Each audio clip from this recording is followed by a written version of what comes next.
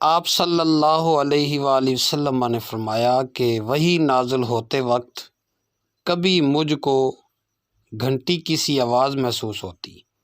اور وحی کی یہ کیفیت مجھ پر بہت شاق گزرتی ہے۔ جب یہ کیفیت ختم ہوتی ہے تو میرے دل و دماغ پر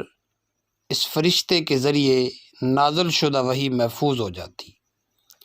اور کسی وقت ایسا ہوتا ہے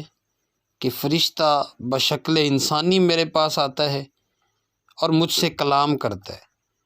پس میں اس کا کہا ہوا یاد رکھ لیتا ہوں۔ حضرت عائشہ رضی اللہ تعالی عنہا کا بیان ہے کہ میں نے سخت کڑاکے کی سردی میں حضرت صلی اللہ علیہ وآلہ وسلم کو دیکھا ہے کہ آپ صلی اللہ علیہ وآلہ وسلم پر وحی نازل ہوئی، اور جب اس کا سلسلہ موقوف ہوا تو آپ صلی اللہ علیہ وسلم کی پیشانی پسینے سے شرابور تھی۔